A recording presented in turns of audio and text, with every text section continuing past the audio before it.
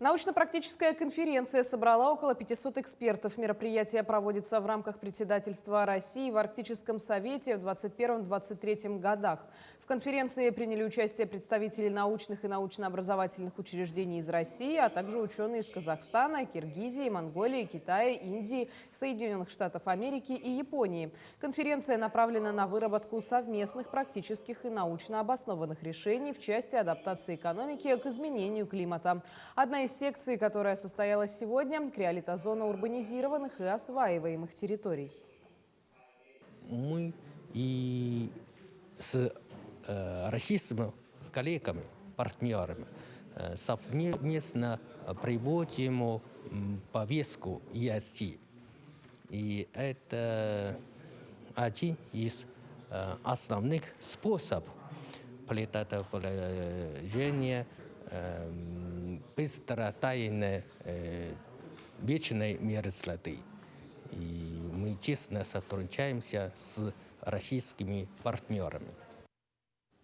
На конференции был выдвинут ряд предложений о том, что дальше должны работать отрасли в условиях изменения климата и на какие отрасли следует обратить особое внимание. В рамках масштабного мероприятия были подписаны несколько соглашений, в том числе и по международному сотрудничеству в области изучения изменения климата и другой научной деятельности. Также было принято решение проводить конференцию в Якутске раз в 2 года. Следующая состоится весной в 2025.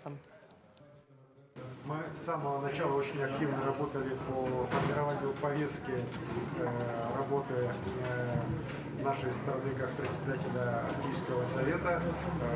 Проведены 2 форума за это время, международных форума, наш Северный форум устойчивого развития, который уже стал традиционным, и одной из таких международных площадок, где обсуждаются проблемы Арктики. Буквально несколько дней назад закончился первый международный чемпионат по северному оленеводству, который тоже прошел в рамках председательства нашей страны в Арктическом совете. Вот наша конференция тоже в рамках председательства страны. И прошла еще также большая конференция «Арктика. Территория диалога». Безусловно, мы участвовали также и в мероприятиях, которые проходили в других регионах в рамках работы нашей страны. И уверен, что тот вклад, который внесла и наша республика, и другие регионы нашей страны в содержательную работу председательства России в Арктическом совете, они, конечно, очень высокие.